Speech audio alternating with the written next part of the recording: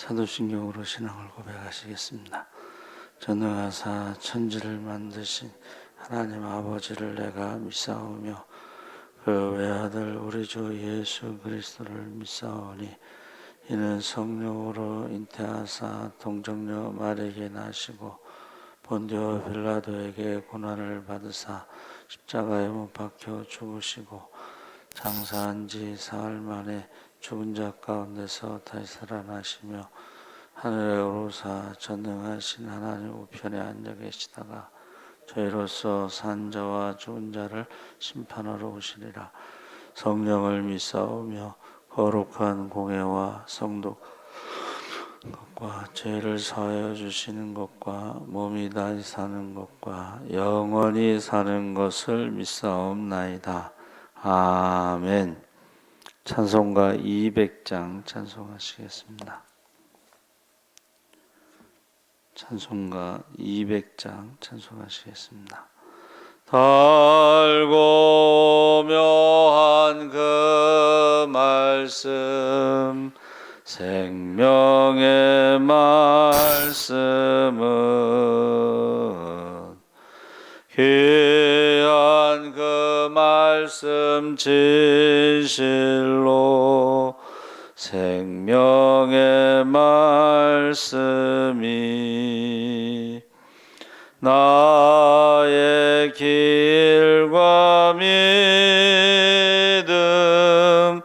밝히 보여주니 아름답고 귀한 말씀 생명샘이로다. 아름답고 귀한 말씀 생명샘이로다.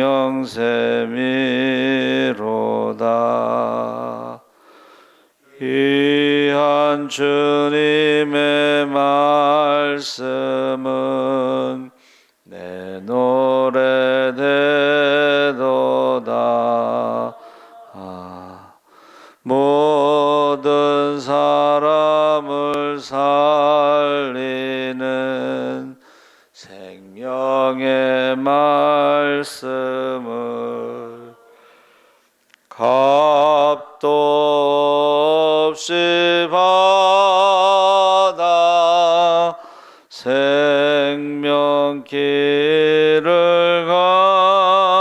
가니 아름답고 귀한 말씀 생명샘이로다.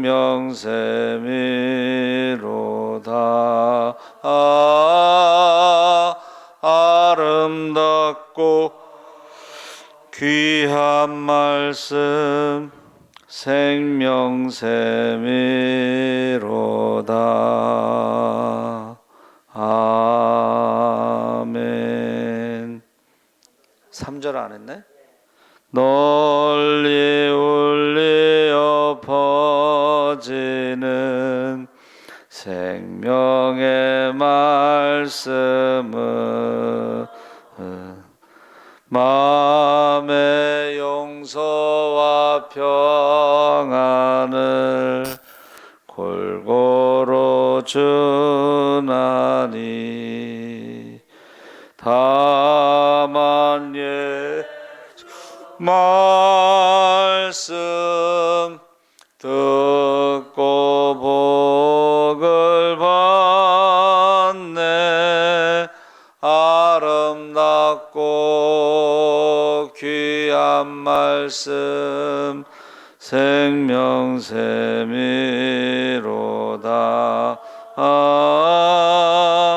아름답고 귀한 말씀 생명이로다.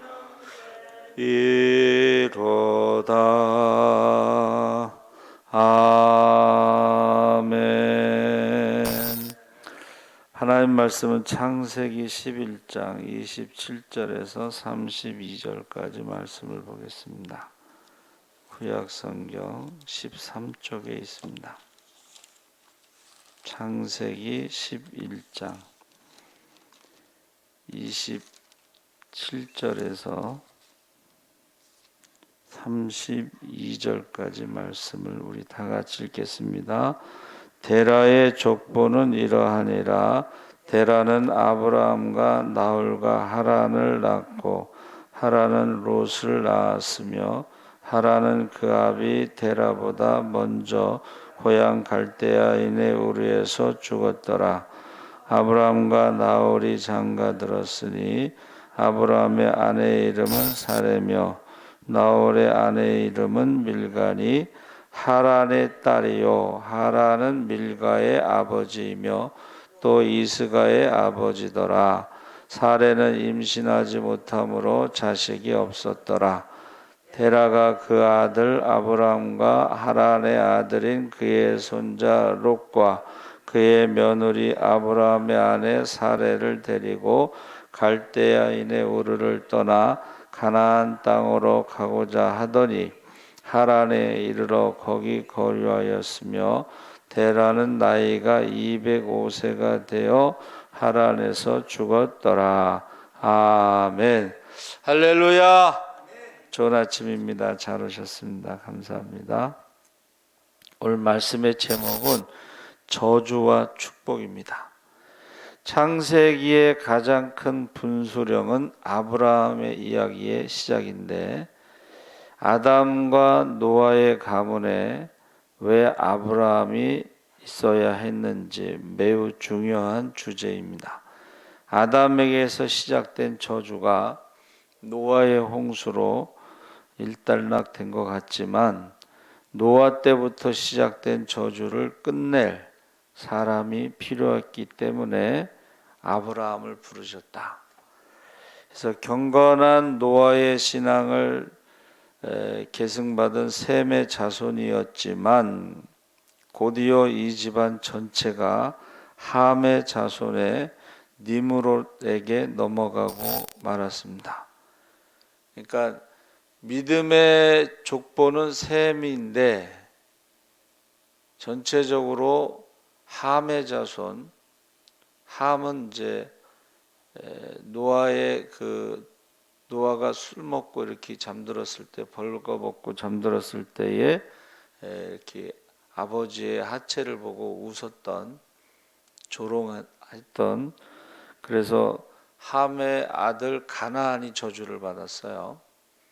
그래서 함은 이제 흑인들을 말하는데 그 함의 아들 가나안과 함이 부자가 하체를 보고 비웃었기 때문에 가나안이 저주를 받았다. 그러니까 우리는 흑인이 저주를 받았다고 생각하는데 흑인 전체가 아니고 흑인 중에서 가나안의 자손. 그래서 아프리카 흑인하고 미국 흑인하고는 다르죠. 미국은 흑인들이 굉장히 성공하고 부자도 많죠. 아프리카 흑인들은 지금 굉장히 힘들죠. 그래서 그 함의 자손 중에 이제 니므롯에게 넘어갔는데 그 집안 분위기가 그때의 아브라함을 찾아서 아브라함에게 저주를 끝내야 할 사명을 주셨다.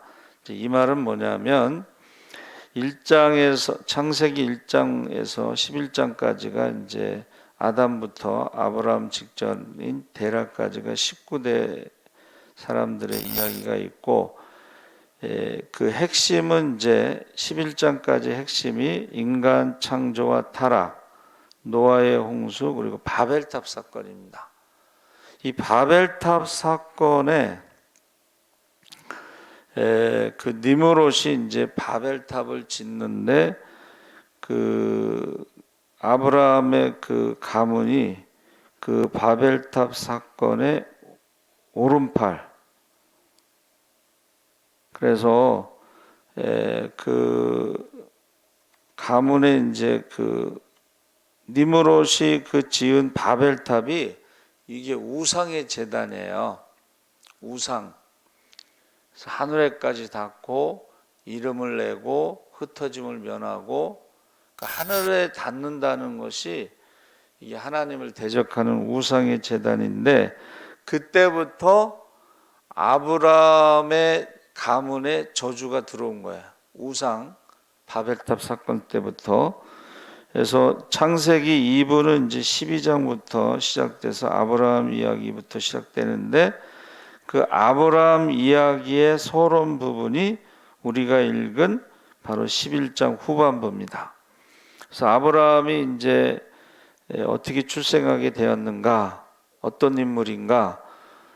아브라함은 노아의 10대 직계 후손이고 아담부터 계산하면 20대 직계 후손인데 데라의 셋째 아들로 태어났다.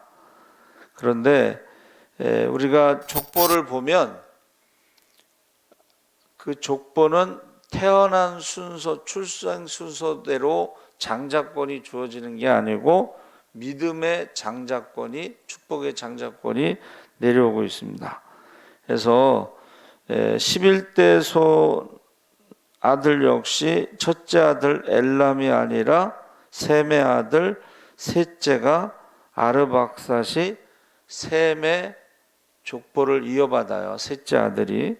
19대 손 데라도 역시 첫째는 하란인데 셋째 아들 아브라함이 그 족보를 이어받습니다. 축복의 장자권을. 그래서 이제 우리가 아브라함이 장자라고 생각하게 된 것은 한글로 번역한 성경에 약간 오류가 있었다. 그러니까 히브리 성경 원문에는 아브라함이 혈통적 장자는 아니다 하는 것이 나와 있습니다. 그래서 아브라함이 태어난 시기는 데라가 205세에 죽었을 때에 아브라함의 나이가 75세니까 아브라함은 데라가 130세에 낳은 아들이다. 그리고 데라는 70세에 아브라함과 나홀과 하란을 낳았더라 했을 때에 데란이 낳은 70세에 낳은 하란이 장자고 아브라함은 130세에 낳았다. 그래서 이 번역이 약간 잘못됐다 하는 것입니다.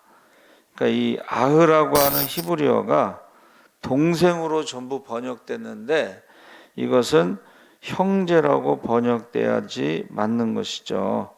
그래서 데라가 죽은 나이와 아브라함의 나이를 뺐을 때에 130세에 셋째로 태어났다. 하란은 70세에 태어났는데 여기서 70세에 태어났는데 데라가 100세가 못 돼서 하란이 아버지보다 먼저 죽잖아요. 그래서 이 우상으로 말미암아 아브라함 집안에 단명의 저주가 들어왔다는 거예요. 그러니까 그 전에는 노아 때부터 이렇게 수명이 단축돼도 200세 이상 살았는데 데라는 일찍 죽었다는 거예요. 그리고 보통은 한 30세에 이제 자녀를 낳는데 이 데라는 70세에 낳고 130세에 아브라함을 낳았으니까 자손이 귀하게 됐다는 거예요. 그러니까 우상을 섬기면서 단명과 자손이 귀한 집안이 되었다 하는 거죠. 아브라함의 가문에 저주가 찾아왔을 때에 아브라함의 조부 나홀이 148세에 죽었고 그 다음에 다른 사람들보다 100년 먼저 죽은 거죠. 그래서 이 100세를 채우지 못하고 죽는 것이 이제 저주로 보는데 다른 윗대 조상들에 비해 자식을 늦게 보고 힘들게 보고 그것이 다 우상 숭배 때문이다. 그래서 나홀의 아버지 데라가 여호수아 24장에 보면 여호수아의 설교가 나오는데 옛적에 너희의 조상들 곧 아브라함의 아버지 나홀의 아버지 데라가 강 저쪽에 거주하여 다른 신들을 섬겼으나 내가 너희의 조상 아브라함을 강 저쪽에서 이끌어내어 가나안 온 땅에 두루 행하게 하고 그의 씨를 번성하게 하려고 그에게 이삭을 주었다. 그래서 이 데라 가문서부터 그 윗대부터요 우상 숭배와 그 다음에 거짓말을 해요. 그러니까 우리가 생각할 때는 거짓말이 뭐 그렇게 큰 죄냐 생각하지만 이 거짓말은 우상 숭배하는 사람들의 특징이에요. 그러니까 마귀의 특징이에요. 그래서 거짓말하는 사람들은 하나님 나라에 들어가지 못한다고 돼 있죠. 심각한 겁니다, 이게. 그래서 그 데라서부터 시작된 거짓말이 아브라함도 거짓말하고 이삭도 거짓말하고 야곱도 거짓말하죠. 야곱에 와서는 거짓말이 절정에 이르죠. 그래서 그 야곱도요, 그 거짓말로 인해서 많은 고난이 찾아와요. 우상 숭배와. 근데 아브라함을 부르심을 받은 사람들이 부르심을 받은 것이 어떻게 믿음의 조상이 되게 했는가?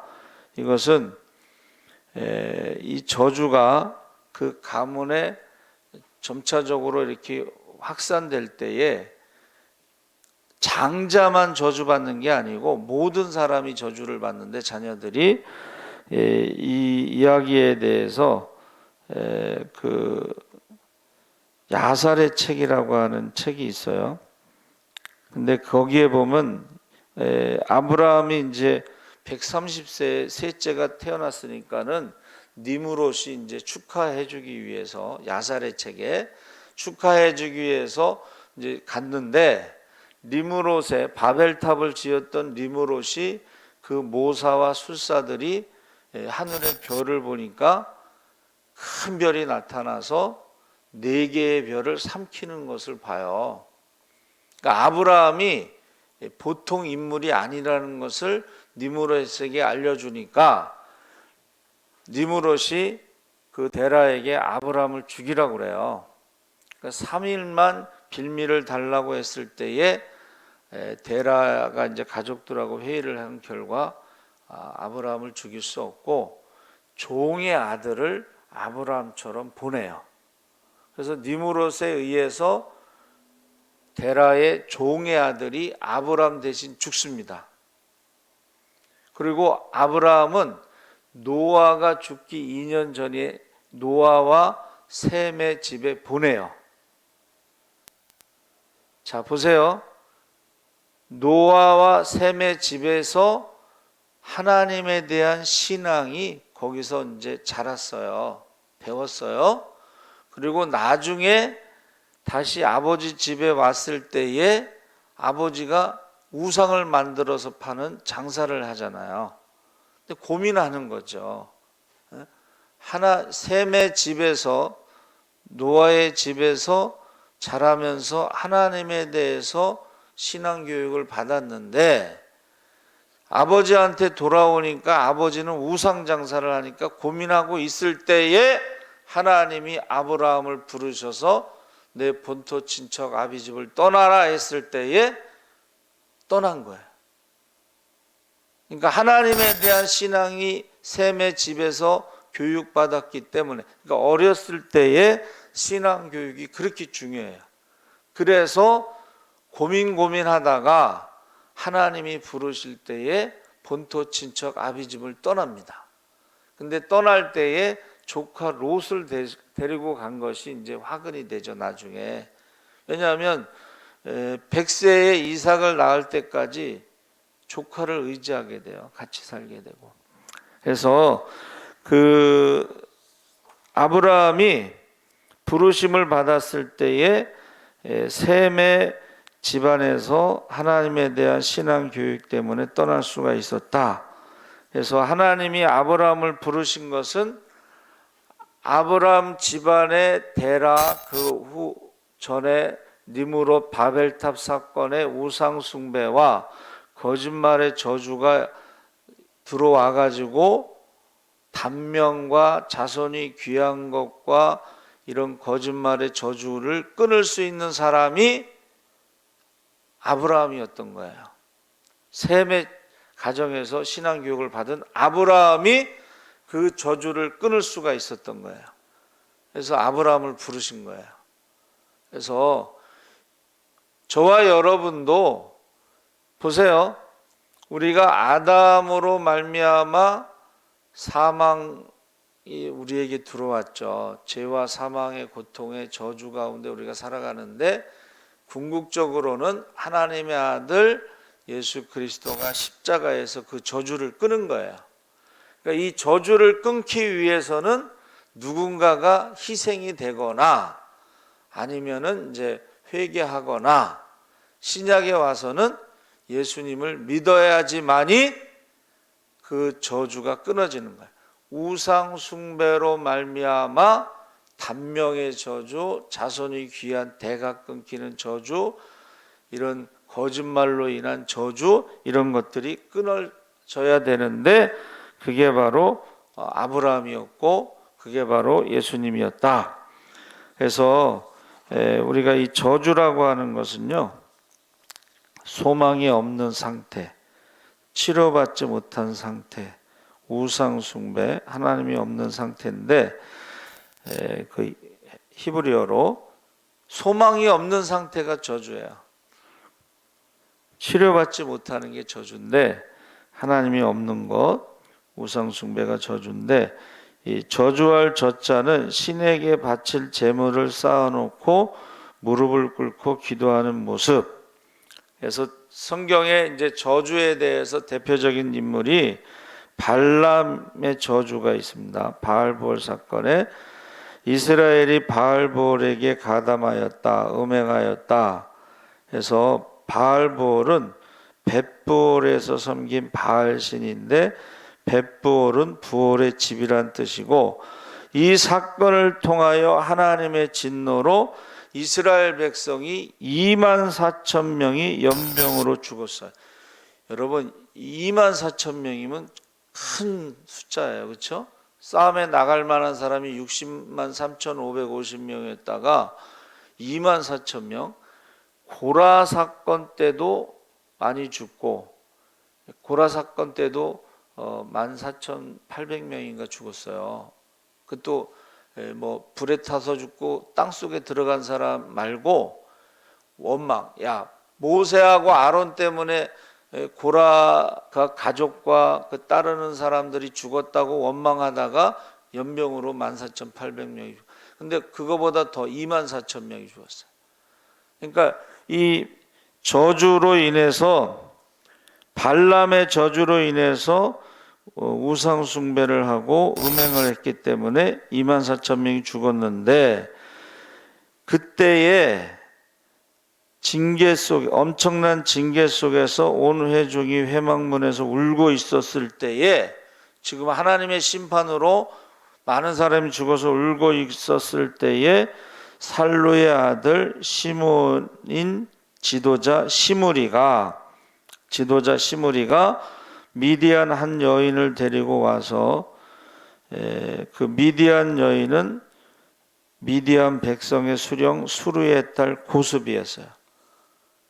지금 사람이 계속 죽고 있는데 지금 음행을 한 거예요. 우상 숭배를 한 거예요. 그때 아론의 손자 엘르아살의 아들 비느하스가 하나님의 질투심으로 미디안 여인 고스비와 시므리의 배를 창으로 찔러 죽였다. 관통했다고 돼 있죠. 그래서 연병이 그치게 되고, 이것으로 인해서 비느하스는 영원한 제사장 직분을 얻는 평화의 언약이 주어졌다 그랬습니다. 그러니까 지금 아브라함이 죽을 뻔했던 그 어렸을 때의 사건이 있잖아요. 근데 셈의 집에 가서 이제 살았죠. 이삭을 번제단에 바칠 때도 하나님이 아브라함을 살려주신 것처럼 이삭도 하나님이 살려주시는데 하나님의 이름을 위해서 친히 준비하신다. 이것이 자기가 어렸을 때에 그 죽다 살아난 그 경험이 하나님이 살려주셨다고 하는 신앙이 있는 거예요. 할렐루야! 그리고 318명을 데리고 연합군을 쫓아가서 그 조카를 구출해 오잖아요. 이거는 니므롯의 오른팔 장군이었던 그 조상의 피가 흐르는 거예요. 그러니까 아브라함이 그렇게 연약한 사람이 아니고 니므롯의 오른팔 장군이었던 조상의 피가 흐르니까 318명을 데리고 가서 그 연합군을 싸워서 이기고 조카를 구출해 올 수. 그러니까 이게 이제 야살의 책하고 이제 다른 책을 참고로 해서 나온 거예요. 그러니까 아브라함이 그 저주를 우상의 저주를 끊기 위해서 니므롯의 그 바벨탑 사건에서부터 시작된 저주를 끊기 위해서 셈의 집에서 자라고 갈대아 우로 우상을 떠나고 이 모든 것이 이제 이게 조각이 맞춰지는 거예요. 그래서 저도 말씀을 준비하면서 그랬구나 하는 것을 깨닫게 됐습니다. 그러니까 저와 여러분도 우상 숭배, 바벨탑 사건으로 인한 우상 숭배로 말미암은 저주가 결국 단명의 저주, 자손이 귀한 저주, 그런 저주 가운데 결국은 데라가 우상을 만들어 파는 장사까지 하게 됐잖아요. 그리고 거짓말, 아브라함의 거짓말, 이삭의 거짓말, 야곱의 거짓말의 저주가 계속 이어지는 것을 이제 아브라함 때 이것을 끊기 위해서 하나님이 부르셨다는 거예요. 그러니까 저와 여러분도 어떻게 해요? 예수 믿기 전에는 우상을 섬기는 거랑 똑같은 거예요. 돈을 사랑하고 돈을 의지하고 세상의 것을 욕심부리고 이게 다 우상 숭배를.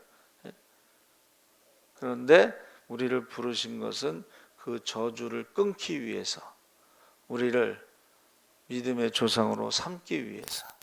할렐루야.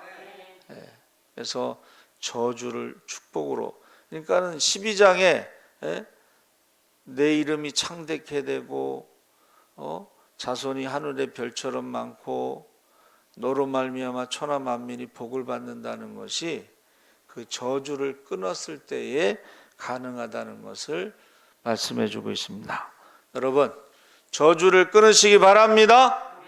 축복의 주인공이 되시기 바랍니다. 살아계신 하나님 아버지 감사합니다.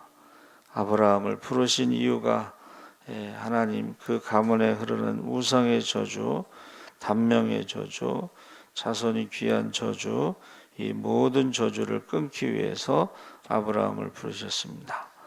하나님, 우리를 부르신 것도 우상을 끊고 이제 이름이 창대케 되고 믿음의 자손들이 하늘의 별처럼 많게 되고 천하 만민이 너로 말미암아 복을 받게 하시려고 부르셨사오니 우리가 믿음의 조상이 되게 하여 주시옵소서. 감사하며 예수님의 이름으로